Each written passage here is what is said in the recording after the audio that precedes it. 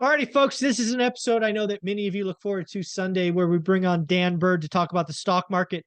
We first review last week, then we review this week. Coming up, it's going to be a fun show. How you doing, buddy? Doing very well. How about you? Hey, congratulations on 50,000. Oh, thank you very much. Yeah, it was 5 years in the making. Uh, it never felt like work. I enjoy every episode. Um, yeah, it's been quite a ride, and I want to thank everybody for being a part of it, including yourself every Sunday. Yeah, it's great sharing knowledge, with folks, and most people really appreciate it for the most part. Yeah. And if you don't, I just block you. And that way my universe I stay clean and everybody loves me. Just kidding. No, come on. No. Everyone I has don't everyone has an opinion. no, I don't I keep They're people can welcome. go back and look. I leave all the disagreements. I don't mind. But if you're gonna be disrespectful, then yeah. Yeah, well, that's different. Sure. Yeah. So But talk about stock market, dude. The stock market wants to sell. NASDAQ down, yields over 5%. Why the hell would anybody buy stocks? That's what I'm thinking about last week. yields, yeah. I'll show you that. I'll show you the yields. They went they touched on the high, the 52-week high. Ooh, okay. I'll show you that in a second. That'll Actually, get your attention. let me go ahead and share. And I think that was part of the sell-off last week, actually. Um, so, well, first off, I'm gonna try to use my website for most everything we do today Okay. That's because a good idea. it's so easy now. I mean, even for me, I'm so glad I set up this website Yeah, because I don't have to go searching for charts anymore. there you go. Everything's right at my fingertips. But this weekend was the last weekend that I'm sending emails out for my Awesome. newsletter. But I am still doing the newsletter. I will do it every week. I usually finish it by noon Eastern time, Mhm. and it will be on the website, within 1 or 2 minutes after I finish. Nice. So all you have to do is go out there and just click on it and read it, which I'm going to actually do today. Mhm. To get started. But if anybody is interested, just go to breakpointtrading.net. It is not .com. Mhm. It is .net. Very important distinction Yep. because I think there is a breakpointtrading.com out there somewhere. Mhm. At least it wasn't available when I set up my website. So .net Right. is what I had to go with. But there's lots of stuff out there. I want to show a couple of things from Stock Traders Almanac. Just a couple of slides here. First of Yep. all, this is one that I put out every month, and next week I'll do September, but this Okay. is the August view. And you can see we are here right now. Mhm. We actually trended down. Last week it looked like the trend was roughly going up, but it actually went down last week. So it bucked the trend a little bit. But it's pretty much sideways for the rest of the month. Okay. This is one thing I like about Stock Traders Almanac is a lot of the charts that they put out there, they try to keep up to date. So they try to make it pretty much like where we are right now. Mm. So this one was put out on the 17th, which was Thursday. So it's pretty current. Okay. And you can see the solid lines is basically where we are right now. And the dash lines are historically, since 1950, what the Uh, market has typically done. okay. And the dash blue one is the NASDAQ, which is the growth and technology stocks. So you can see where we are. Most of these went the opposite of what the historical trend has been. You Okay. notice that? Uh-huh. Notice the I did. solid ones are going the opposite direction from the dashed ones over the last I week did. or so. Yes. um, I think we might be in for a brief rally here coming up. Really? Yeah. We might get a All little right. bit of a rally next week. I'm going to talk about that in the next session Okay. You got my attention. because I have some current concerns about that rally, but we'll talk about that in session 2. Okay. And then this one here is pre-election years. Again, the purple one is where we are. You can see that huge rally that we had in July. Yep. We went way above trend, but now it's come right back to the trend. So even though it seems like there's been a big sell-off, it's essentially just brought us right back to the trend. Yeah. Okay. And even this right here shows a rally into the first part of September. Yeah. There's something very important next week that will determine whether that happens or not. But I don't want Are to. you gonna? Are you just you gonna? I'm You not gonna going to leave give that that there? away. I'm not going to give Okay. that away on this one. You have to stay tuned and tune Can I into just guess? Can I guess, and then you don't have to respond, or is that not cool? No, you can guess if it is. I'll say. So my guess is you're going to talk about triple witching option expiration. I'm actually think the big day is Friday when Jerome Powell talks at Jackson Hole. Yeah, Jackson Hole is one important event next week, but the options expiration was actually Friday. This past Friday. Oh, it was past Friday. Darn it, I missed it. Friday. All right, so past there's Friday. Something else. Yeah, you got to pay attention to episode number yep, 2. It's something else, but the Jackson Hole thing is going to be important as well. Jackson Yeah, Hole is what you remember that was a big last day, year, right? last July. He had a speech that he had all prepared that he threw away, and he delivered an 8-minute speech that basically said, "Hey, rich guys, I'm going to kick you in the nuts." Some listened, some like Billionaire Barry didn't listen, and now Billionaire Barry's had to shut down a company, stop distributions, sell a bunch of assets. He warned you, and they didn't listen. Some listened, some didn't. So that is commonly known as the Powell "more pain ahead" speech. Yes. Pain is coming, and you will like it. That was the one line that jumped out in that speech that sent the market reeling. Yeah. And by the way, we'll look at the chart in a minute. Okay. Well, I'll show you where the last year's Jackson Hole was. Okay. Now this is really interesting. Are you seeing this? Yeah. This bar across the top up here? I see a black bar and 5 Yeah, colors. You're seeing that? I'm not sure how to get rid of that. That's from Zoom. And now it's going up. There we go. All right, good. All right, so this is really interesting. This is also from Stock Traders Almanac. And what they're talking about the CPI. And I did not know this. I don't know if you knew this. Mm-hmm. But one of the things they say here about last week's CPI, it's also worth noting that July CPI 12-month change was reported wrong nearly everywhere due to an error in the BLS press release that remains uncorrected. Okay. Going to the data on the BLS website reveals that 12-month CPI was up 3.3% in July, not the 3.2% reported. Where did you get this from? I had not heard this. This is from Stock Traders Almanac. Apparently it's on the BLS website. All right, keep going. I'm gonna see if I can find an article about it. Keep going. So it was misreported. 3.3% is actually the number that I was. Yeah, it's the number both of you and I called. It's 3.3. Right. 3.2 was better. Yeah. Right. So 3.2, everyone said was better than expected. It actually, if this is true, it actually wasn't better than expected. Which might be another reason for the sell-off last week. So look into that, see what you find. Yeah, I'm looking right now. So keep going. Yeah, so 12-month CPI percent change. These are just projections. So this doesn't necessarily mean anything. You know, if you look at the 0.5% projection, it puts it at 6.2%. I don't think that's going to happen. 0.3% projected puts it at 3.7%. I don't think that's going to happen. Right. 0.2% puts it at 2.4%. Now, this is July. This is a year from now, July of 2024.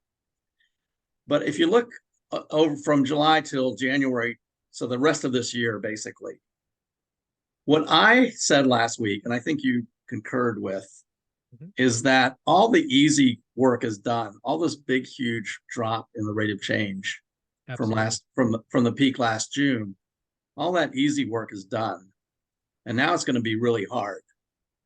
So yeah, well, so it's just because I've always been telling people there's 3 parts to inflation. There's goods, aka stuff that shows up in cardboard boxes. That's over. That's done. Right. There is shelter inflation, which, oh, by the way, gets better in the next report and the Yeah. next 4 to 6 months mathematically proven. Right. And then there's wages. That's the Yeah. hard stuff. Right. Right. So what I am expecting, just looking at that 12-month base effect, I'm expecting sort of this first part of this yellow line here, Okay. where we're going to bounce kind of sideways, up and down. It might be the gray one where we slowly go down. But I Yeah, think if I were to look at this, and this is basically by July of next year. right. So if I Yeah, had to, but I would look at just the next 6 months. Just look at the January line right here. oh yeah. So if I'm the January line, then I'm the yellow. But if Yeah, I'm that's July 24, I'm the gray. yeah, I agree. I'm the yellow up to January. Yeah. And then it should start dropping from there. It's still not the 2% that they're trying for, though. No, it's not. Nope. So that's interesting. And actually, where I got this from, let me see if I actually have that still open. No, I don't. But where I got this from is Stock Traders Almanac. And they actually mentioned in the paragraph before that, they talked about the housing effect. Oh, okay. It's this one right here.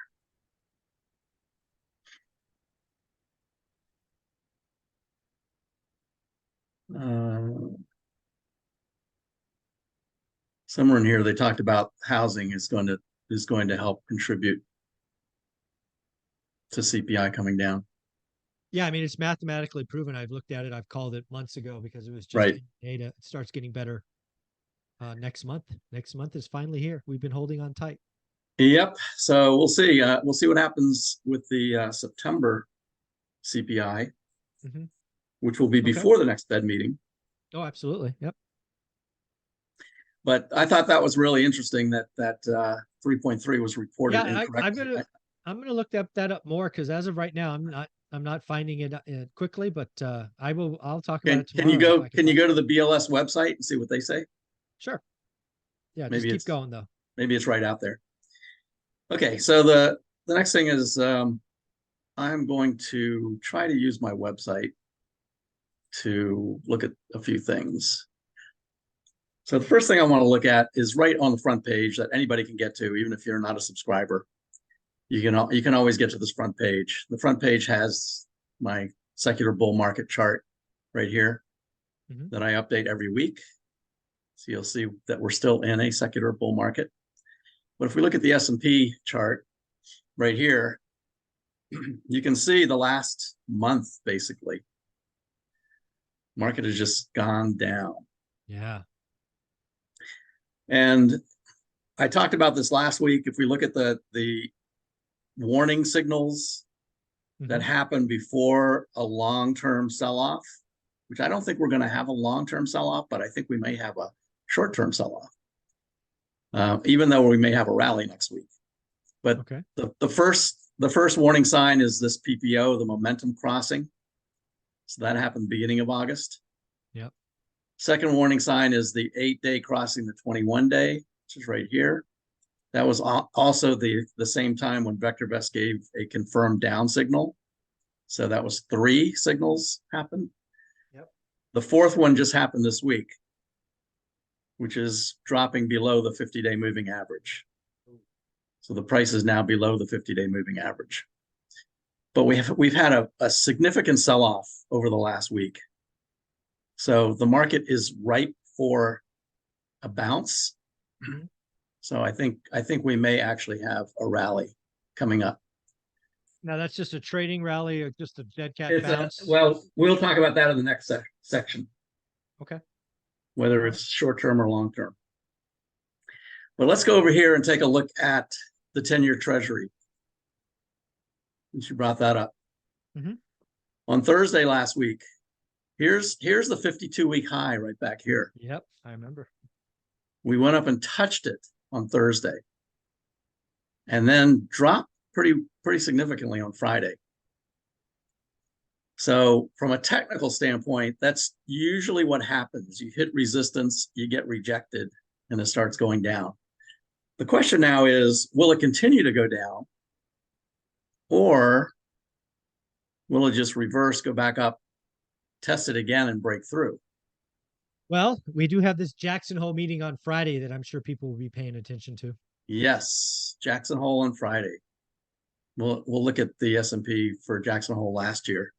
Oh, Now, no, the S&P you see has dropped below its 50-day moving average. that's Talked not about good. that a minute ago.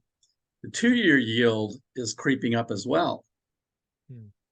So the 2-year yield is almost back to a 52-week high, which was actually just in March. Okay.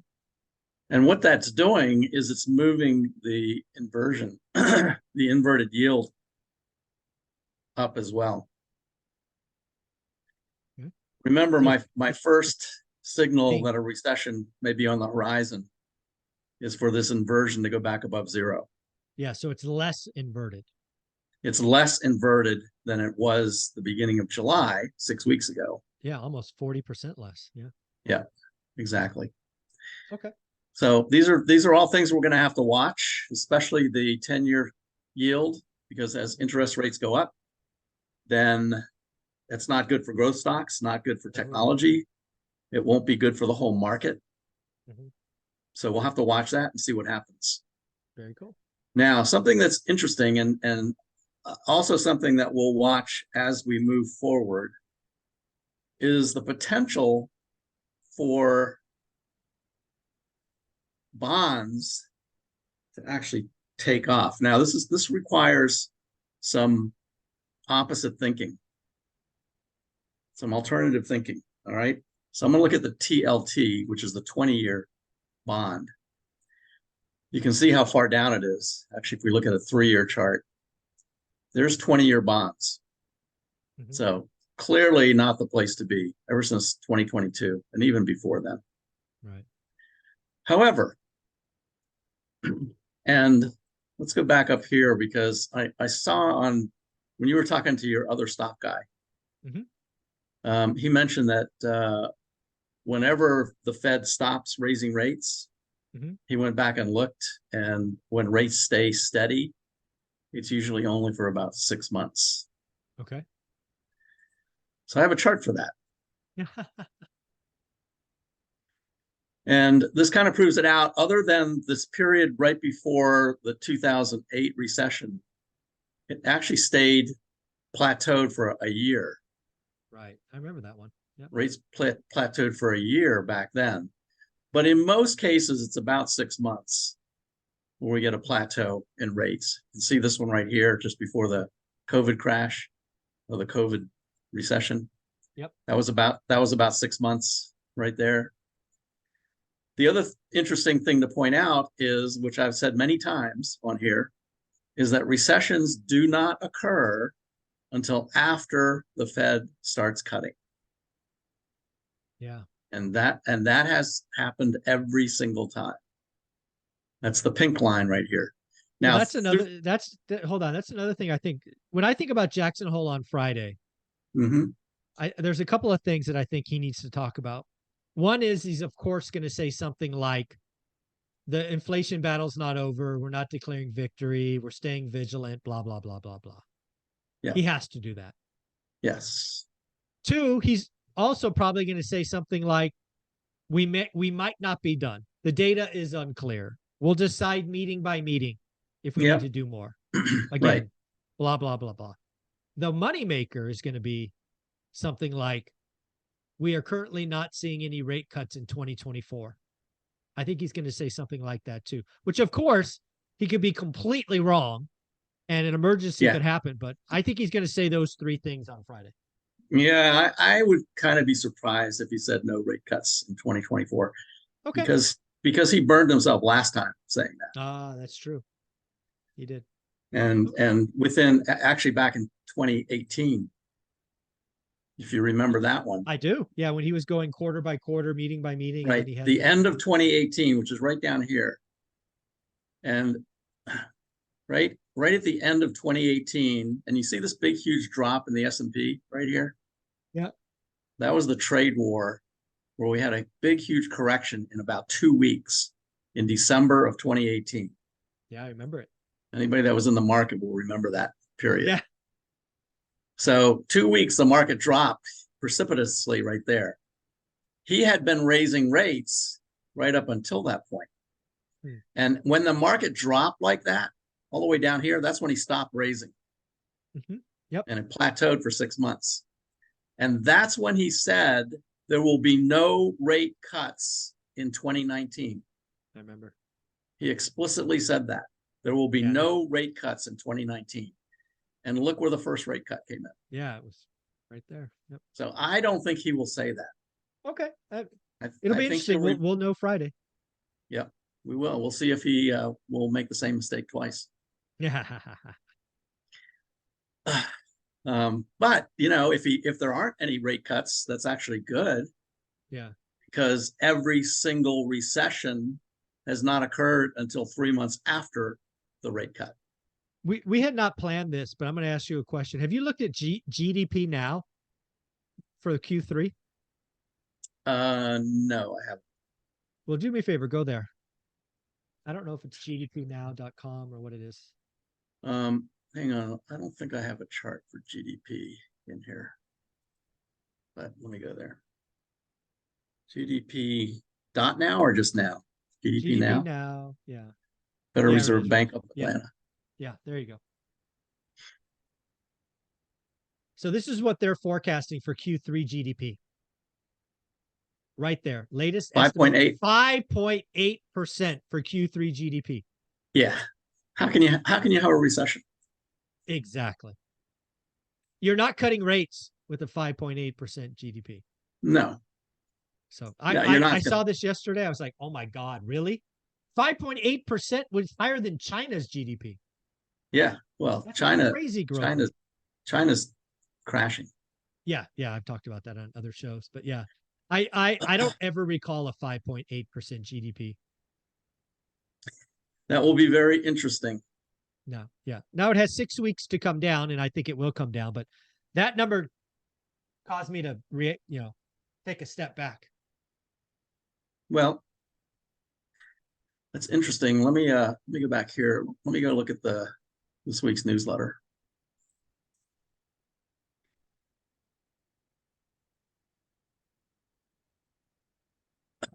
When is GDP reported?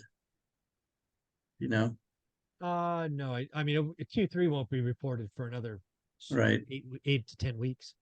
Yeah. So this is last week's numbers. Let's talk about retail sales because we talked about that last week, and I said it would come in hotter than expected. You did, yeah. It not only came in hotter on a nominal basis, but even inflation adjusted, aka real, hotter than expected. Yes, much higher than expected. Yep. And I went through my reasoning for that last week with M2. You did. If you remember that. I did. So yes, retail came in much hotter than expected. Yeah, we're going to know a lot more about GDP now by the end of the week because we get new home sales, existing home sales, which all are data points. Yep. Existing home sales on Tuesday, building permits on Wednesday, new home sales on Wednesday. Durable goods. Goods. Yeah. If those numbers come in hot, it could be a. And then Powell speaks. And then Powell speaks on Friday. Let's look at a 3-year chart. This is a weekly chart. So let me actually go over here and look at a 2-year chart because I want to show you Jackson Hole last year. Here we go. All right, see these 3 huge red gap down. Those are nasty gap downs. Right. This first gap down was his Jackson Hole more pain ahead speech. Yeah. Right there. Yeah. It went all the way down to the low in June. Yep, coming. Which, if you remember, Tom Bowley was predicting June was going to be the low. Yeah, he was close. And then we had a huge rally in August. Went way back up. And then came back down and made the final low here in October. So the difference is that we were in a big rally. In fact, the market looked like it was hoping that Powell was going to be more dovish. Yes. the market was rallying into Jackson Hole, Mm-hmm. and then that speech came out and everything turned around. This time it's the opposite. This time the market is correcting Yep. into Jackson Hole. So that's why I think Jackson Hole will not be a surprise. Okay. I think he will probably say the things that you said, other than we're not going to cut in 2024. I don't think he'll say that. Okay. But I don't think it'll be unexpected. Okay. Yeah. So, Well, I think the market would welcome a not surprise event because last year was so painful. yes, exactly. I think the market's going to be very wary, however. Oh yeah. Once burnt, twice shy. Yep. Yeah, and we'll talk about that in the next session. All right. So the other thing I wanted to talk about on this one is the U.S. dollar, Okay. because here's the U.S. dollar chart. And by the way, Oh, rally mode. yeah, on my website, on the main homepage, you don't even need a subscription for this. I actually have a U.S. dollar chart right there in the middle, Okay. so you can actually see what the dollar is doing over the last few months. Mm-hmm. But this one here is over 2 years, I think. So yeah, we had a huge drop right here, and what I noticed in all the clickbait sites out there Mm-hmm. is everyone was saying that's it, the dollar's dead, Yeah. dollar's going down, there's going to be a new reserve currency, the BRIC countries are setting up their own currency, I remember. and that's it, everything's dead. Well, the dollar turned around and came back up. So I don't think that is a huge issue yet. We've talked about reserve currency before on this channel. Mm-hmm. I think that could be a huge issue for the US at some point in the future. Oh, it will be at some point in the future. Right, but I don't think it's there. I don't think the BRIC countries No. offer a big problem right now. Yep. I agree. But if we also go back here and look at, I have a 33-year dollar chart. So if we go back 33 years, and this is a good exercise whenever you see doom and gloom headlines out there, when they talk about the dollar crashing and the dollar is dead and it's not going anywhere now, it's done. Mm-hmm. Just go back and look at 33 years of the dollar. Yep. It's above the midpoint. Yeah. Over 33 years. Yeah. So it's not crashing. Yeah. Very cool.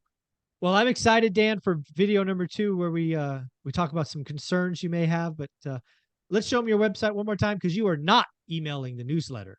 I will not email the newsletter anymore. This weekend was the last weekend. So it's very easy. It's still free. I don't ask for a credit card or anything like that. All you have to do is go to breakpointtrading.net and just either click on the link for this week's newsletter, or down at the bottom, it has all the different options. The first one is a free one, and just register your email, which is what people were doing anyway. When I was giving them my email address, they were sending me their email, and I was just adding them to the distribution list. So it's the same thing. Just register your email, and now you can go out there on your own at your leisure anytime you want. In fact, I put it out there within 5 minutes after I've created it. Yeah. And I think this is the right idea. This is good. This is more scalable. It's less work on you. Yeah. You were quickly becoming a spammer by your exchange. So Dan, I'm glad you took the time to do this. It's not easy. I've created a couple websites, and you did this yourself. I've actually paid people because I'm just that lazy. But let's get into video number 2. You ready? Yeah, I'll stop sharing.